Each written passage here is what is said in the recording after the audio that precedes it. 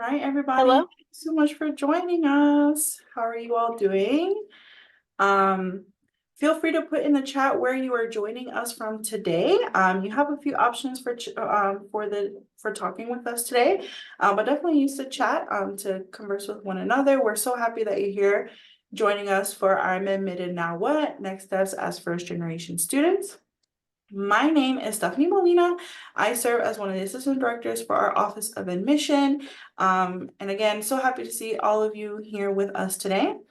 Um, Before we even begin with any sort of business, I just want to go ahead and say congratulations to you all on being admitted to the class of 2028 for Agnes Scott College. Congratulations. We're super excited.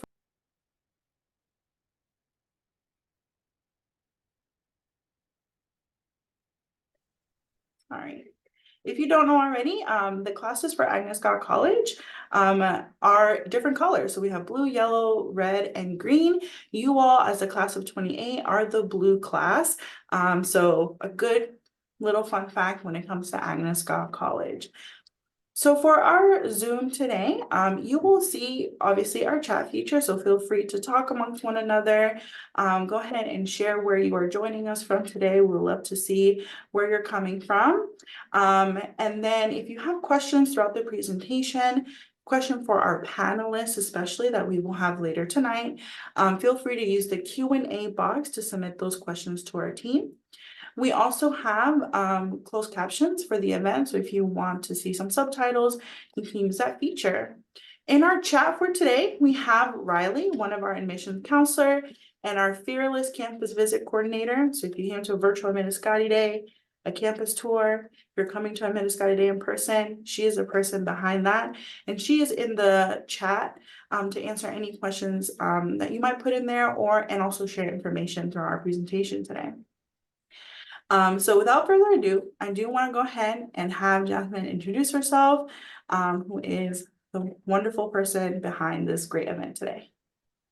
Hi, everyone. My name is Jasmin Marquez. I am one of the admission counselors here at Agnes Scott College. I'm also an alum of Agnes Scott. I graduated class of 2023, and I'm super excited for you all to join us tonight.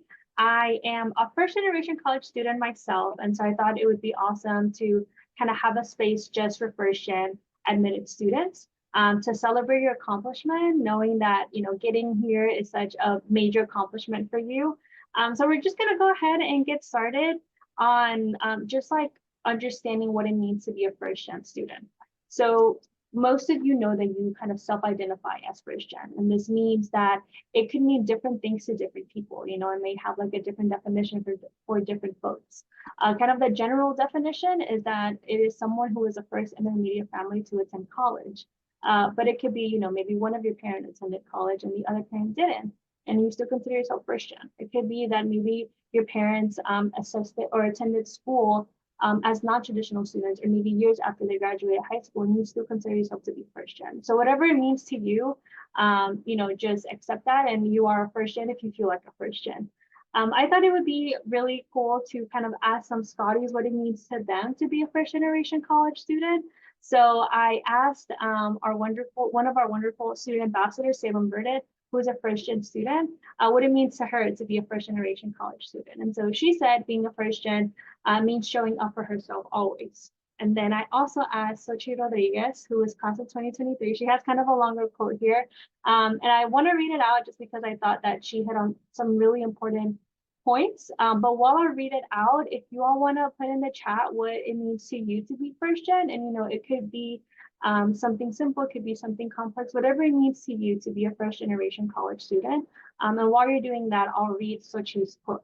So she said that it means confronting the harsh realities of pursuing higher education. We have to learn to be our biggest advocates, even when it feels like the odds are stacked against us. But despite these odds, there's a profound sense of purpose, recognizing that our journey isn't about personal advancement. It's about learning to embrace our roots with pride while simultaneously challenging the societal norms and constraints that have historically hindered our progress. It empowers us to defy odds, rewrite our narratives, and pave the way for future generations. So super empowering quote from Xochitl. And again, I thought it was really awesome that she was able to talk about the difficulties of being a first gen student and how it's not an easy road, but also just like what an accomplishment it feels like and how proud of yourselves that you should be to be a first generation college student.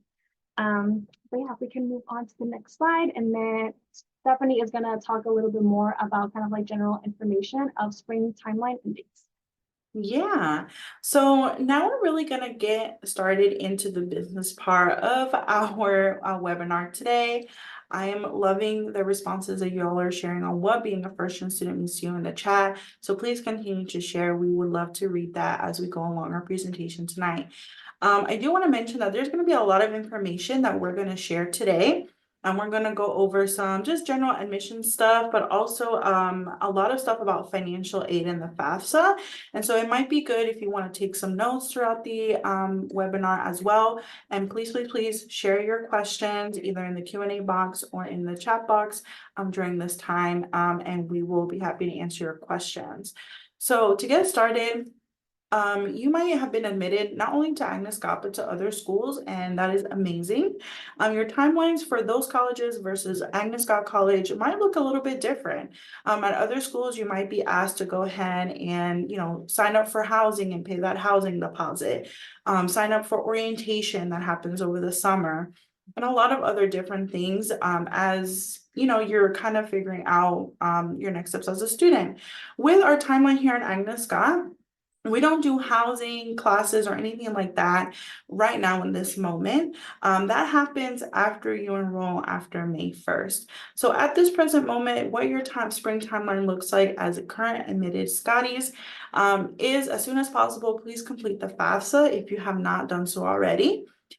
Yes, we're all kind of waiting right now for FAFSA to share your information with colleges, including us here at Agnes Scott. But it's important for you to go ahead and complete your FAFSA sooner rather than later in order for you to ensure that you're not gonna have any further delays in your financial aid process. And we're able to ensure that you get an aid offer as soon as possible when we are able to, hopefully by mid-April. Speaking of April, right now in March, and as we go through the month of March and into April, this is your time to figure out if Agnes Scott is the best fit for you. Visit us. We would love for you to come to Admitted Scottie Day. Even if you came to the virtual one, the in-person Admitted Scottie Day offers so many great things, and Jasmin will touch on that in just a moment. And you also feel free to talk to us as your admission counselors. A great way to connect with us is through your admissions portal to find a way to do that. And we'll talk about that in just a second. We also encourage you to do your financial aid estimator. Some of you have completed the estimator tool, which is great, and you should have received your financial aid estimate already. And we'll talk about that later on in the financial aid section if you're not sure what we're talking about when it comes to the Agnes Scott estimator tool or what that even means. So stay tuned for that information. And last but not least, May 1st. So once you have gone through this month, hopefully you have all your questions answered from Agnes Scott, come to visit us.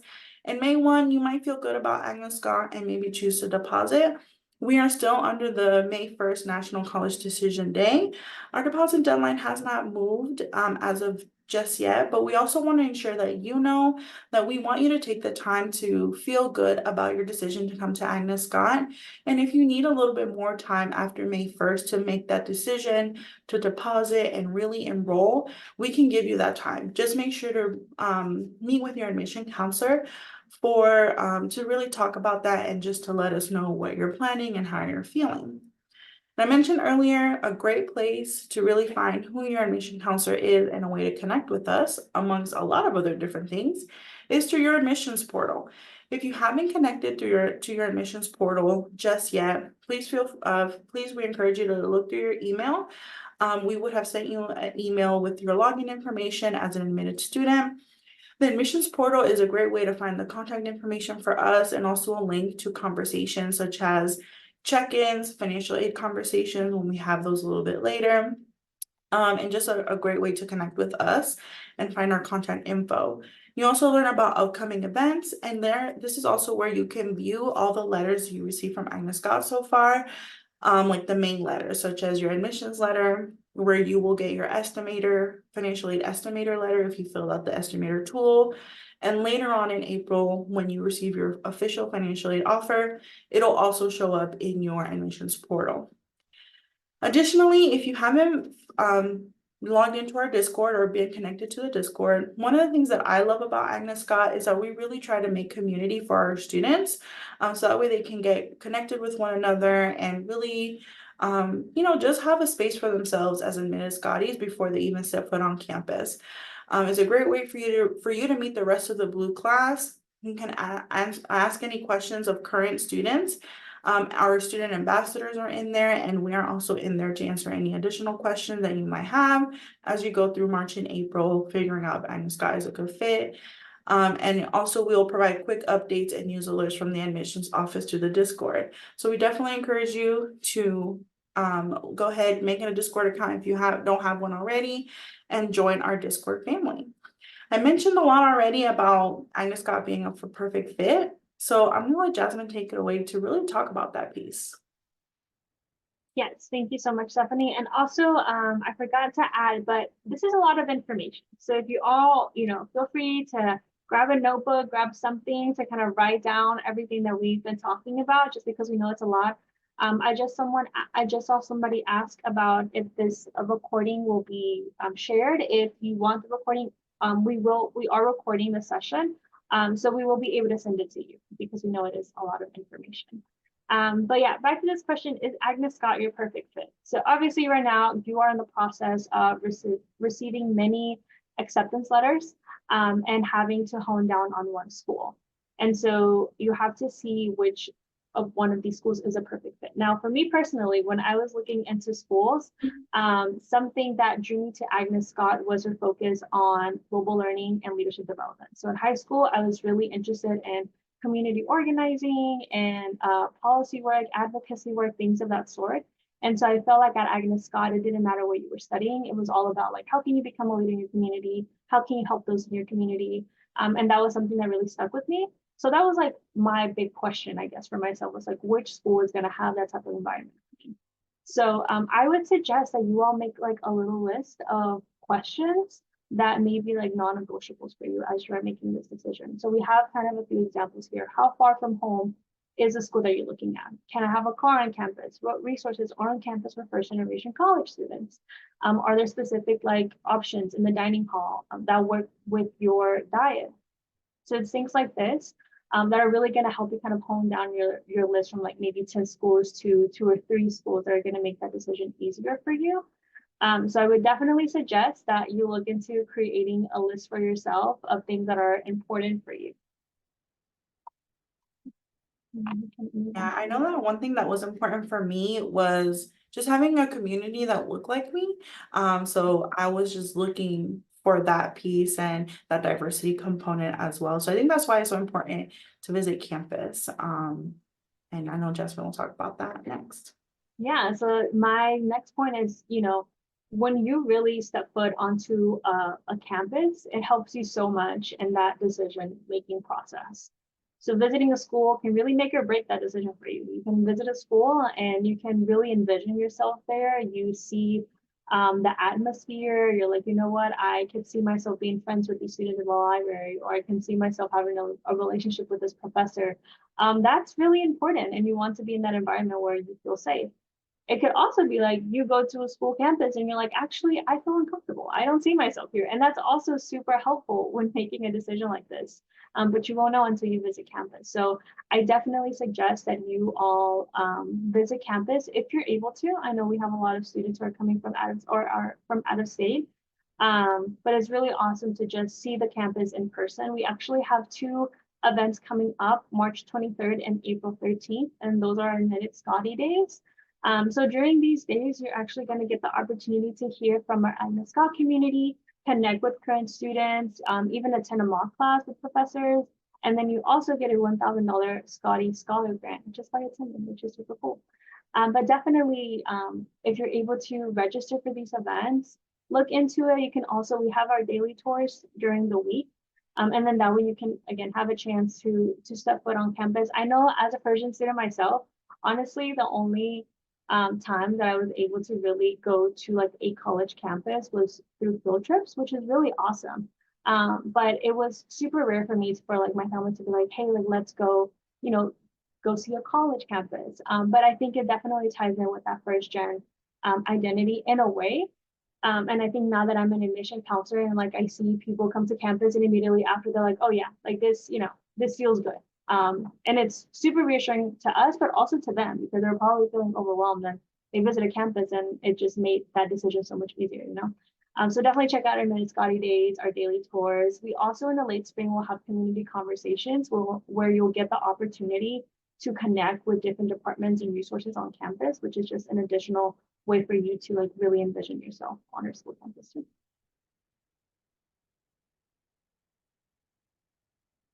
Alrighty, so now we're gonna get into financial aid and scholarships, which is super, super important when again making such a big decision like choosing a college. So financial aid, I'm sure you all have seen this multiple times by now. So what exactly is financial aid?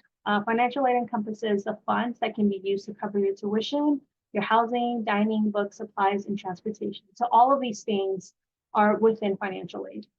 And you get financial aid or you get funds that can come from a federal or state, institutional, or outside scholarships. So outside scholarships could be from like maybe you volunteer at a nonprofit. Sometimes like there's organizations that have scholarship opportunities for you. Types of financial aid can include grants, which are like essentially money that you don't have to pay back. Scholarships, which you also don't have to pay back, and then work study, which is based on FAFSA, which I will talk a little bit more about, and then federal loans, which are things that you do have to pay back. So that's like the main difference between grants and loans. It's like grants, kind of like free money, and then loans you do have to pay. All right, so FAFSA. What does FAFSA actually stand for? We keep telling you, apply to FAFSA. FAFSA is super, super important, but what exactly is the FAFSA? So it stands for Free Application for Federal Student Aid. Submitting this FAFSA will allow you to be considered for those federal and state need-based aid, including federal work study and the federal student loans. So federal work study, many times you get the opportunity to work on campus, and that is called federal work study. And so you are able to get money and then that money will go towards your tuition. Some students are eligible for work study, some students are not.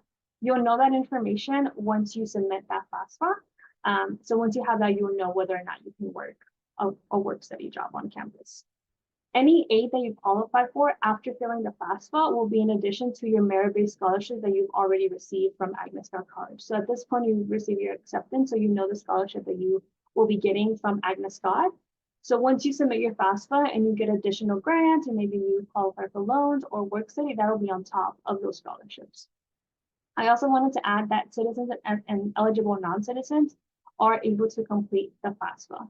And then some of the things that the FAFSA kind of asks you for are like your parents' income, assets, like how big your household is, things like that will be important when filling out the FAFSA.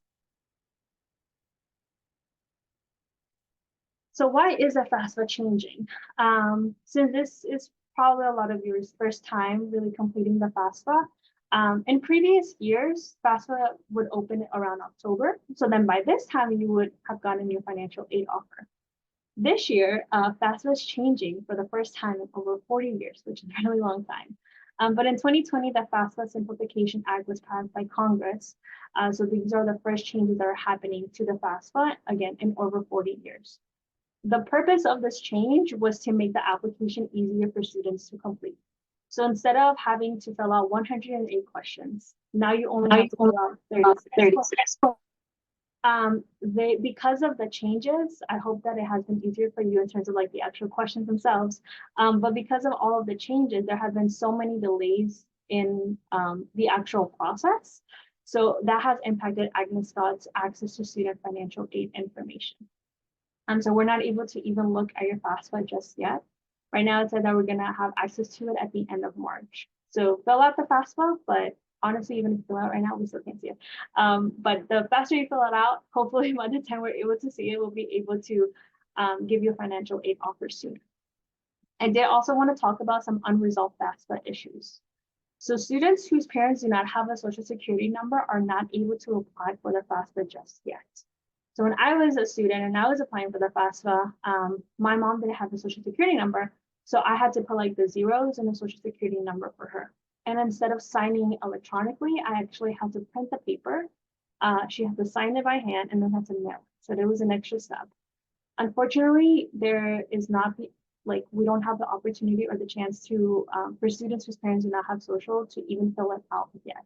So hopefully that will be resolved soon, and hopefully it's easier than how it was before. You will be able to eventually be able to, to fill out the FAFSA, but at this time they haven't resolved that just yet. Speaking of resolving and corrections and mistakes, FAFSA corrections are not open yet. So let's say that you submitted the FAFSA and then you're like, wait, I messed up, or wait, I forgot to add Agnes Scott College to the list. You're not able to go back and change it. FAFSA has not opened the box yet to submit corrections. So right now we're still waiting on that. The good thing is that from what we know is that once they have that, like the corrections box open, it should be really simple for you to just go back, correct it, and then you're good to go. Lots of information. If you have any questions, feel free to put them in the chat. Yes, yeah, this is the part where our presentation gets a little heavy because FAFSA and financial aid is so complicated. But I do want to point out one thing that Jasmin said is corrections. That word can be very scary when it comes to the FAFSA. So while you're not able to go in and make corrections in the FAFSA can be something as small as just adding your a new college to your school list, or as big as actually making legitimate corrections because you put in wrong income information or something like that.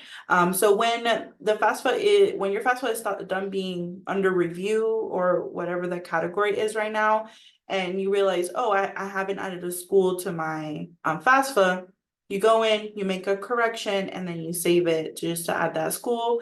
So while it is a scary kind of word when you go in there to the FAFSA, don't let that intimidate you.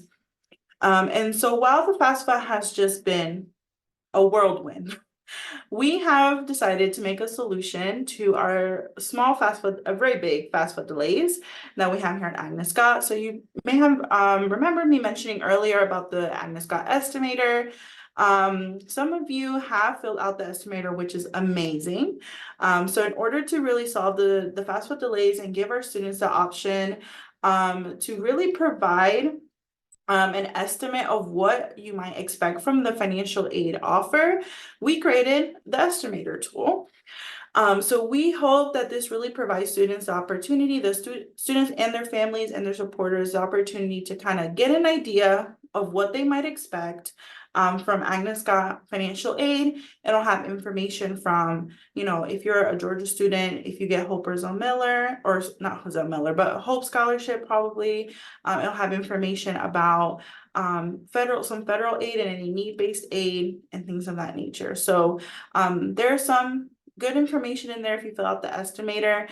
I think ours is like 32 questions, maybe.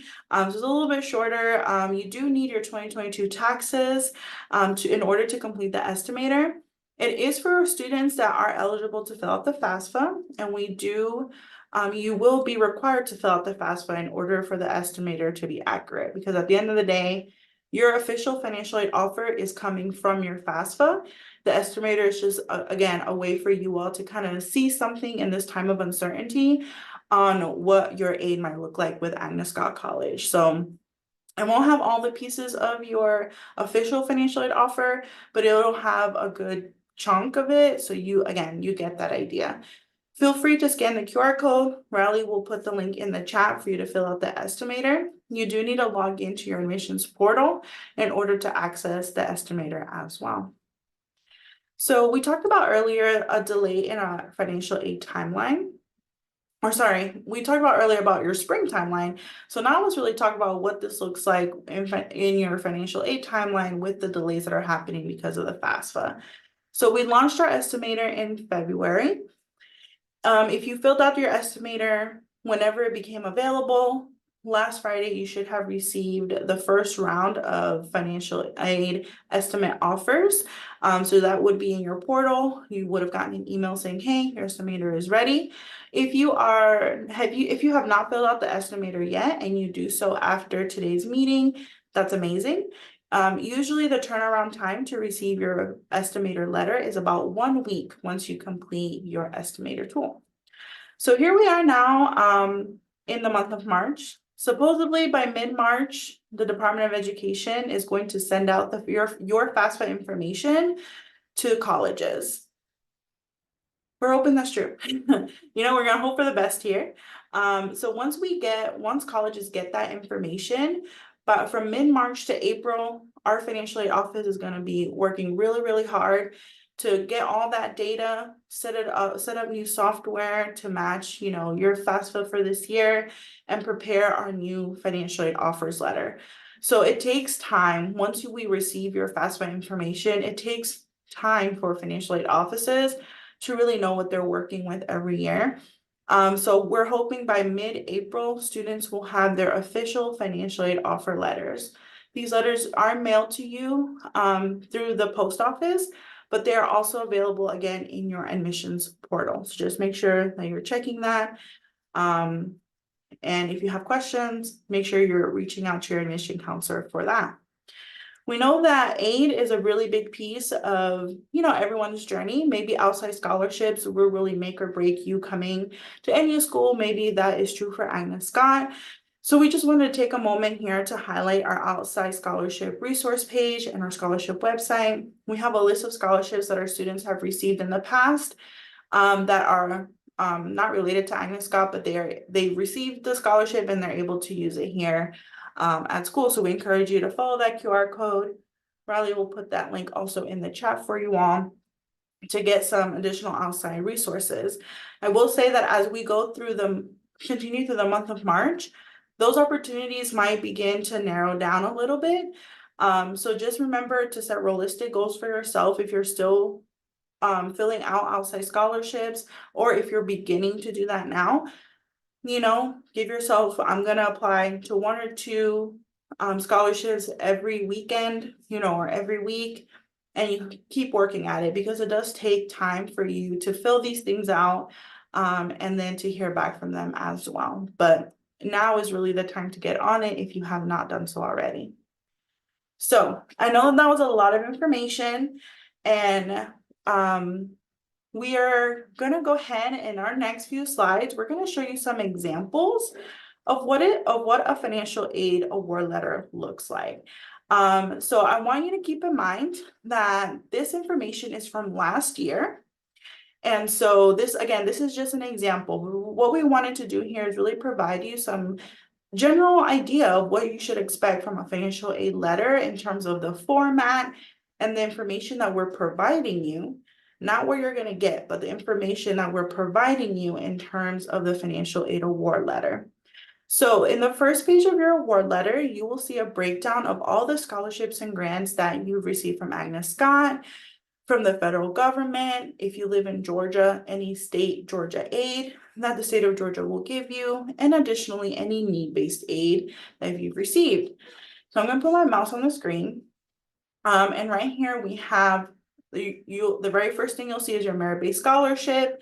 If you came to open house with us in the fall, and also if you come to admitted Scottie Day, you will see your 2 $1,000 grants if you come to those events. So either 1,000 for open house and an additional 1,000 for admitted Scottie Day. If you did both, you'll see both. If you did one, you'll see one of them, like you see here on this award letter. If you qualify for the Pell Grant, which is need-based aid that the federal government will give students based on their FAFSA, you'll see that here, and as well as the amount that you've received.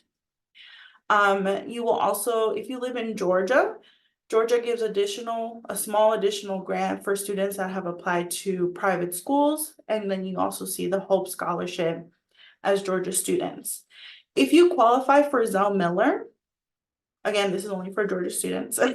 If a Georgia student qualifies for Zell Miller, you will not know what that amount is until after your Zell Miller eligibility has been verified in the summer.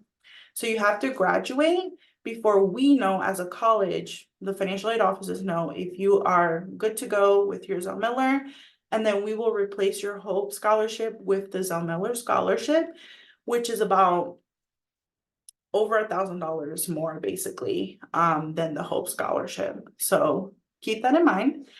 And then the AAC grant that you see down here, this is an example of need-based aid that we will give to students. So I think this is definitely important maybe for out-of-state students and really for anybody. But if you think that you will not get a lot of aid from the federal government, or maybe you're applying to an out-of-state school and you're not going to get, that state aid because you don't live in that state, still fill out the FAFSA because Agnes Scott might give you some additional need-based aid just from your FAFSA. So it doesn't hurt to actually fill it out. Jasmin mentioned earlier federal work study. So let's talk about that for a second. This is another line item that you will see on the first page of your financial aid award letter, if you are eligible for it. So federal work study is given to students that again have a high need based on their FAFSA. We have more students eligible for work study than we have spots for them at Agnes Scott. So you may see it on your financial aid offer, you may not. But if you do see it, this is what it typically will look like here. And so what this tells you is that one, you're eligible for a federal work study job on our campus. So this means that if you decide to enroll and come to Agnes Scott, you will have the opportunity to apply for a job on campus. If you are offered the job, then you are able to work on campus. And this gives you the total amount that you can make maximum for the fall and for the spring semester. So it's not money that you get in the front end, like all the other financial aid pieces that you see here. This is what you can earn while you are a current student, and you can save that money up for a bill, for your semester bill, or save that up for, textbooks or whatever you want to use it for. So that's how the federal work study piece works. Lastly, we're going to talk a little bit about the student loans. So the last piece of your first page of your financial aid offer letter will outline what you get in federal loan options if they are granted to you. If you receive loans, this is one way that your loans can show up for your academic year, basically. So in total, all first-year students, when they join college, will get a maximum loan amount of $5,500. And it can show up in two different loans like you see here, or it can come in one loan that is only unsubsidized for the total amount of $5,500. The difference between subsidized and unsubsidized is that the first one, subsidized, will not accumulate interest while you are attending school because the Department of Education pays off the interest for you. Unsubsidized will accumulate interest as soon as you take out the loan, while you're still in school. For both of these, you do not have to start repaying them back until 6 months after you graduate or after you stop attending college. At Agnes Scott, we're in the business of you graduating. So, we're going to say when you graduate 6 months after, that's when the grace period ends and you have to start repaying back your loans. So that's pretty much how it works. We definitely encourage you to connect with your admission counselor if you have specific questions about the loans and if you want to get a little bit more deeper. So after today, please make sure to fill out the FAFSA. We also encourage you to fill out the estimator tool. We will love for you to sign up for Admitted Scottie Day. Jasmin did a great job in really talking about the benefits of coming to Admitted Scottie Day, really setting that your foot on campus is the best way to know if Agnes Scott is the best fit for you. I know when I chose my alma mater, I knew in my heart that that's where I wanted to go. But when I set foot on that campus, it made it so real for me. And the great thing about Admitted Scottie Day is that you're not just coming for a campus tour. You're going to come talk to admitted students, talk to your fellow admitted students, get to know them better, talk to current students and ambassadors, faculty, staff members from all over campus. You're going to get to eat dinner with us. We're also going to have a financial aid session for you and your family to attend if you want to attend that. There's going to be more alums that you can speak with as well. So there's so much that happens during Admitted Scottie Day. So we definitely encourage you to attend, even if you did do the virtual one in February. The in-person one offers so much more unique experiences that it doesn't feel like you're doing it twice. The next thing we definitely, again, we've kind of mentioned this throughout our time in our presentation, but figuring out questions about Agnes Scott that you have and get them answered. Maybe you came for a tour, but maybe you didn't get to see the dorm. How can I come back to campus and have a unique experience? Or how can I come back to campus after Admitted Scottie Day and talk to a professor? So make sure you kind of ask those questions. We can connect you with an ambassador and other people. And definitely have talks about your financial aid estimate letter at this moment before we have official financial aid conversations later in April with your official offer. And of course, we would love for you to connect with your fellow admitted Scotties with the Discord. It really is a great way to make community and get to learn more, and they help each other out. That's how you can find a roommate before you even step foot on campus. It's a lot that happens during Discord, but it's so great. So I know this was definitely a lot, so please continue to put questions in the chat, and I'll be in there. Me and Riley will be in there answering any questions that you have. But I want us to all take a deep breath, because I know that was a lot. And now we're going to get to the fun part. The fun part is talking to our current students, which are so amazing. I'm going to hand it off to Jasmin, because we're going to go ahead and do the fun part now that the business part is over. Yes, I'm so excited for the panel. I have my panelists who are showing their faces now.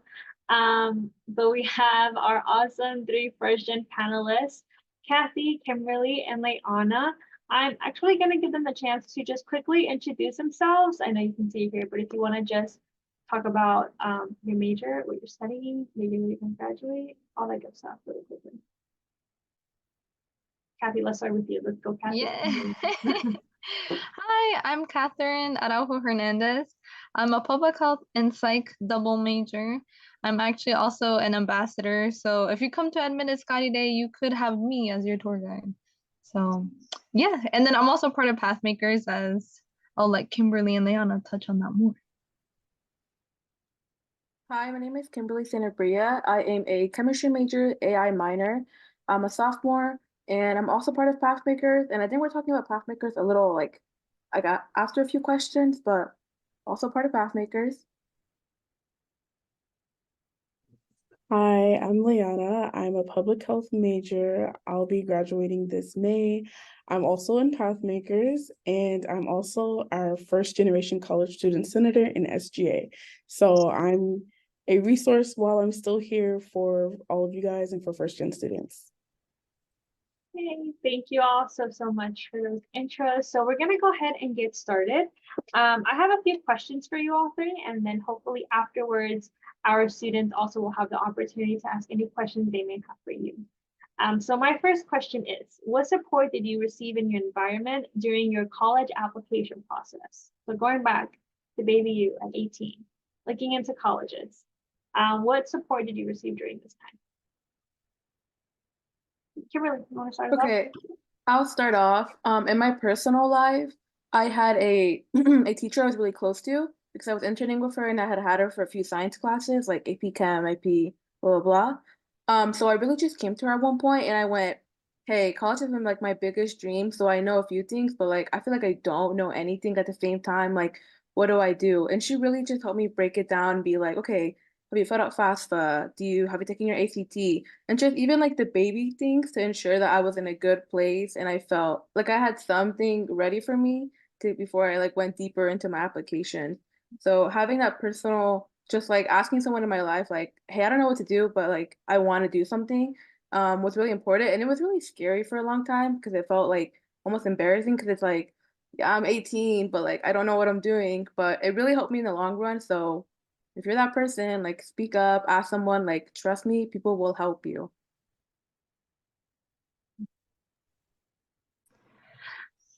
I had kind of we're all first in here, so same with Kimberly. I was just like, I have no idea what I'm doing. Like all this time I had been working up to like this dream of like, I'm gonna go to college. And then it was like, I didn't know how to get it. So I just asked help from my teachers, like my trusted teachers, and like explained to them everything that was going on. Unfortunately, after I applied to all the places that I could, I still didn't have enough funding. So I took a gap year and I worked, which was kind of, I was like bummed out. Like I was like, well, I wanted to go to college and I see everybody else going to college, and I was pretty sad. But now I'm at Agnes. I got a lot of help from Freedom University, which is an underground school for undocumented immigrants, which was like life-changing. So if you or a friend are in that situation, I highly recommend Freedom U. They can help guide you, and eventually get to college. So yeah, that was my journey. Very similar to Kimberly. I had a counselor in high school who helped me like realize, oh, actually, I do need to go to college. I do want to go to college. I do need to learn what these things are. She helped me get connected with like my local like Rotary Club, and like they helped me with like scholarships and things like that. And while I am first gen, I also did have a lot of support from my parents, even if they didn't know exactly, okay, what do we do with FAFSA? How do we pay for this thing and that? They still like did what they could, especially during like, for me during that time, it was during the pandemic. So things were a little like rocky. So they were a really good emotional support for me during that time. Yeah. Yeah, thank you all so much for answering. I just wanted to chime in really quickly because I feel like I had similar experiences to all three. I also had like teachers, and I was part of an organization called Reach Memphis. If there's anybody from Memphis, I don't think there is. Maybe some people from Tennessee. But there's an organization called Reach Memphis that helped high school students in that whole process, and it was so helpful for me. Just getting that extra support, and also my counselor Rachel West, who actually still works at Agnes Scott College. She was my admission counselor. She was really great help, honestly, when I was like in that process. And even though, she was my Agnes Scott counselor, she really helped me with so many different questions surrounding FAFSA. I messed up on the FAFSA, y'all, and it was the scariest thing ever. I had to like resubmit the whole thing. I had to contact every college that I applied to and be like, hey, I messed up and I have to resend it. And it was like 2 days before May 1st. So I was freaking out. And thankfully, like all of the counselors were super supportive and like really understanding. So I also hope that you all are able to reach out to your counselors, your admission counselors, your high school counselors, and just know that they are there to support you. But moving on to the next question. So we talked about kind of like support and resources that you got prior to Agnes Scott. So my next question is, what supportive resources at Agnes Scott were especially helpful for you? And this could be other version, like academically or socially, or just like anything that comes to mind in terms of like resources at Agnes Scott College specifically. Oh, Kimberly, go ahead. All right. So I use my admissions counselor. Not a lot, but more than enough, like a little more than frequent, just like almost asking on little things, but things that I felt were so big at the moment. Like, I don't really know what this means. Like, if it's gonna really like stop me from entering, and just asking and just being consistent with emails and just putting myself out there just to go ahead and ask. And then I also use the Discord a little bit. I didn't ask questions personally, but I really liked it because it assured me that like other first students or first year students were having similar questions and were having like worries about like smaller things and were asking. And then lastly, for the social aspect, I really like Agnes Scott social like media handles, and I feel like they're very updated and they're very clean and they're very real to what Agnes is.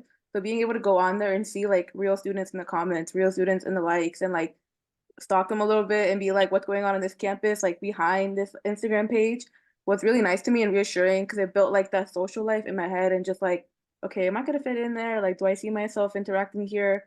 Which I feel like really put me like at peace. Thank you, Kimberly. Leona, Kathy, do you all want to add to that? For sure. I feel like there's too many answers. One of the things that definitely helped me a lot first coming in was my summit advisor. I went to her. I still do go to her for everything.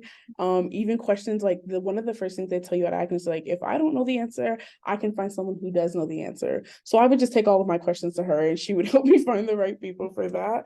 Upperclassmen helped me a lot. Like you get the real, from everyone else, but you get like the real tea, like from upperclassmen, and they'll tell you maybe something that your advisors don't know, like, hey, there's an easier way to do this.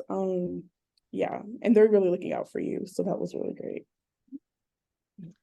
I also agree with Liana. Like, unfortunately, my summer advisor has gone on to a different career or job, but she was amazing. Like, I was like, I don't even know what like to even start with classes. Like, I don't know what I have to take. Like, I literally was completely lost.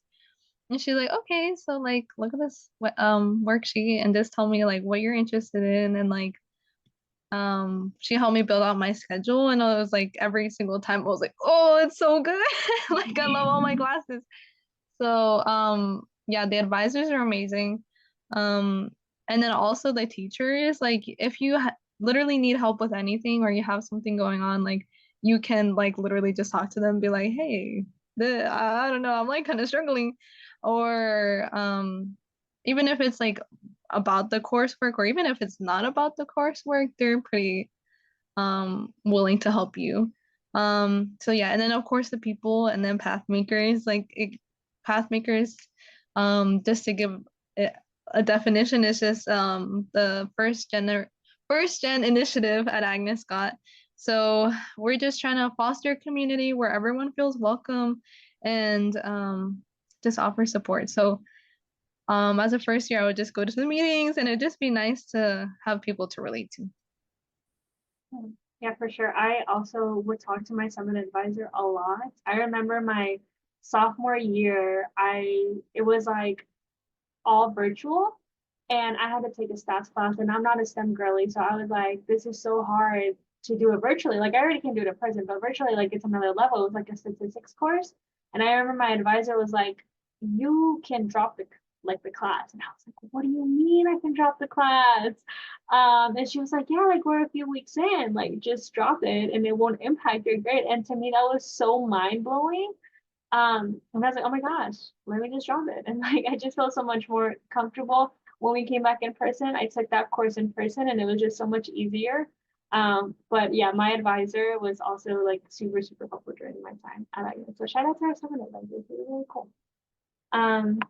All right, so my next question is, so this is going to be my last question that I asked from my pre-rolling questions, and then we're going to jump into any question that our students may have. So if you have any students for our panel, make sure to put them in the Q&A, and hopefully we can get to it. But my last question that I have is, what advice would you give to first-gen students who are currently in the process of deciding what college they want to attend? Go ahead, Leon. I can say this because I'm currently in the process of looking for grad schools, and it's the same thing all over again, honestly. But I received a really good piece of advice recently, and that is to invest in yourself. Mine is for my situation, it applied quite literally to like, oh, I have this dream school that I want to go to. It's this program that's really great, and like I keep getting discouraged and told by people like, oh, it's too expensive. Oh, you don't want to live there. Oh, you don't want to do this, this, and that. But you are worth the time. You are worth the money. You are worth the energy, and you are worth it to invest in yourself. Even if it takes you a while to get there, even if you need to take some time off to build up some money or whatever it is you need to do, take care of your mental health, you are worth it. Do not discourage yourself from following your dreams, even if they seem too impossible. So as corny as that sounds, but it's so true. Imposter syndrome is real, but you're worth it. Thank you, Liana. True. When I was deciding which college I was gonna go to after the gap year, I had a couple equally amazing offers, and I just had to balance of like what are things that I like can't live without, or are extremely important to me. And so for me, my family is really important. So I knew that I couldn't be like states away from my family. So I just had to weigh that. And then also like I'm not from Atlanta, but I'm from Georgia. So I also was like, okay, I have some connections here in Atlanta. Um, so that was also a factor that had to contribute. Like, where's my network? Where's my support system? And so I decided Agnes Scott. Plus visiting, that was I highly recommend people to visit because that's what fully solidified it for me once I saw like the community and like people just like waving at each other and be like, hey, like, are you at a casino night? Like, oh, it was so cute. So highly recommend people to visit and then weigh what's most important to you.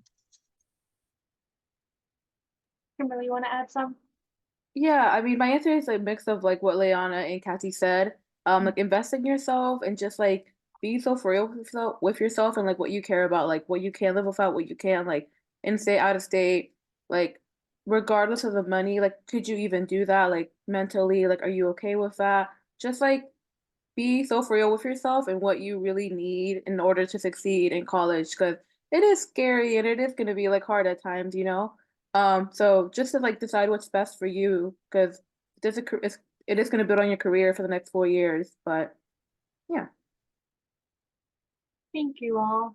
We have a little bit of time left, so I see that you all had questions in the Q&A. I feel like there are some that our panelists can probably type up, like any clubs that you could recommend. Maybe you all could type that answer up. I feel like that's something that you can like list. But I did see one question that I think would be good to answer like live, which is what was the most difficult process or part up to this point in your education in terms of financial aid or just like the college experience overall for something difficult? And then the other questions I'll be answering or typing them up. We also have one more slide after this, so maybe our panelists can also answer them in the chat. But if you guys want to answer this last one about anything difficult up to this point. Kimberly. So I am first gen, but I'm also low income, so I was applying to like a lots of outside scholarships coming into Agnes. And even so I am paying tuition, like I don't have a full ride yet, even with my scholarships, but I am like occasionally applying to scholarships just to try to like better my financial situation and not be in as much like have as many loans. I think some of the like hardest things about for like financial aspects in college, one of them being was having to buy my homework with a textbook, which I didn't really know was a thing or like expect because I was like, oh, if I need to buy a textbook, I can like go on one of those like cheaper websites. But some classes required me to buy a textbook with homework. And my first year, I was like, it was eating me alive because I didn't expect to have that big financial cost so early on. And I didn't know what to do. So finally I spoke to my Spanish professor and I went, hey, I'm in this situation and I want to do the work, but I can't pay for this textbook and I don't want to fail. Like, what can I do? Like, I'll do it on paper, like asking her for options. And she went, we have an emergency Scottie fund. And she talked about how we have an emergency Scottie fund to help students buy textbooks, buy meals, get transportation to places they need to if they're like really in the need. And I'm ever so, so grateful for that funding my first semester because it really saved me because I felt so desperate because I didn't know what to do and I wanted to succeed in my classes. So Agnes like has support systems built in place. And then I actually found out about that in Pathmaker and then I brought it up to my Spanish professor. So definitely like speak to people and like things will be okay, you know, because things are hard at times and you don't expect financial things to come up, but that really helped me my first semester. Kathy, Leona, do you guys want to add something? Yes, so personally, I mean, as first gen students, we're gonna go through a lot. Like, I think as first gen students, we have so many more responsibilities and things that we have to think about, especially financially. And like I mentioned, family is really important to me. And so last year we had a really traumatic thing happen to my family. And so I came back from spring break and I was literally like, I mean, I wasn't gonna drop out or anything, but I was like, I don't know how I'm gonna deal with this. Like so much emotional turmoil, but like me still wanting to focus on school and like, do good like I usually do. So I just talked to my teachers and I was kind of scared. I was like, I don't want them to like think that I'm like not strong or something. But they were really sweet and accommodating and like understanding, and they're like, if you need anything, just let me know. If you need an extension, let me know. And I've also had like some health stuff, and we have a wellness center which has like free services. So if you need a checkup, you can go over there. Like I hurt my knee and some other stuff. So that's been really nice because I don't have to think about like how do I get to a doctor and like do I have to buy an Uber? And then we also have free mental health services. So I go to group therapy and individual therapy, and it's completely free of charge. Thank you, Kathy. Leanna, you want to wrap us up? I mean, it's pretty much like what Kathy and Kimberly already said. College already has some adjusting and getting used to, and these are the years where you're growing as a person on top of being first gen and having extra responsibilities or burdens or expectations even. I guess I would summarize that in saying finding a good balance in my life. I can't emphasize how important it is to have that balance in your life. So yes, we have the academics. Yes, we have to go to class and do our homeworks, and maybe you'll join extracurriculars. But like you said, Kathy, like things are going to happen in your personal life that you have to take care of. And that is going to be hard. And I think that's one of the hardest things that I've had to deal with, like personal life seeping into my academic life. Yeah, any example I can think of is just can be summed up as that. But I mean, that's why we're here to tell you to utilize your resources, like going to the wellness center, talking to your advisors. These people are here to help you. And it was really important for me to realize, it was even hard for me to realize, oh, hey, actually, I do have a support system. I do have people who want to help me. And kind of getting over that, like, I don't know, I know a lot of first gen people like you have to do it yourself kind of thing. So even that's a challenge in itself, trying to let go of that and like accepting help from others and be like, hey, I don't have to do it by myself. These people want to help me and they can help me. So Now you're calling us out. we need to hear it.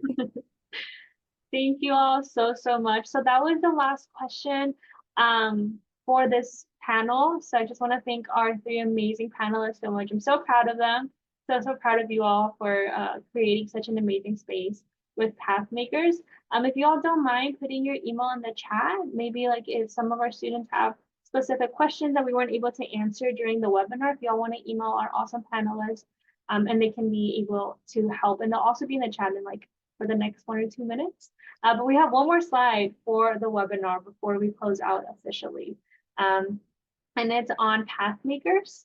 So you kept hearing Pathmakers. So Pathmakers is a first gen initiative on campus. So it's a community, it's a kind of like a club for our first gen students on campus. We have really great events throughout the year. So I personally was part of Pathmakers during my time as a student, and it was so helpful for me as a first gen student. During those first few weeks, we have the welcome reception where we invite first gen students and their supporters to come and talk with current first generation college students, to hear from a panel. You get the opportunity to ask questions, but not only you, also your supporters, because a lot of times, supporters have specific questions, your parents, your family members. We also have First Gen Week in November where we have different events throughout the week. And one of the things that we have is Headshot Day, where we collaborate with the Center for Visual and Digital Literacy. And we take headshots of students, for LinkedIn profiles, for resume building, which are super helpful. And then at the end of the year, we wrap up with the Spotlight Banquet where we highlight just the accomplishments of our first gen students. And these are just a few pictures from some of our events that we've done throughout the year. And it's just a great community for our first generation college students. So if one of the questions on your non-negotiable list is, does the school have a first gen club or first gen community? I think that's super important. Like I said, all of us were bringing it up, and that was definitely something that helped me as a first generation college student. But that is all that we have for you all today. I don't want to keep you all much longer. Thank you again so much to our panelists. Thank you all for joining us. I hope this was beneficial, helpful in any way. We will be here. If you have any specific questions, email us at admission@agnescott.edu. You can also email our panelists, email your admission counselor. I hope that this was helpful, and we hope to have more first gen events in the future as well. But I hope you all have an amazing rest of your night. Thank you so much. Thank you. Bye, y'all. Thank you. I'm on the Discord as well.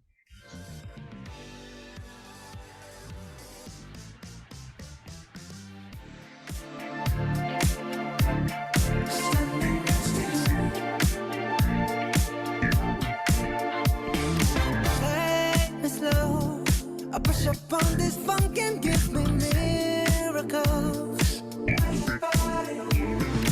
Make you know how we love to ride is something we control. Screaming at testify this loving. Screaming at testify that we'll survive the test. I was waiting for everyone to leave. Thank you all so much. It was a success. Of course, Jasmin. Thank you. This is so good. Thank you all. Wonderful. Y'all did so good, and y'all were answering in the chat. I was like, look at you.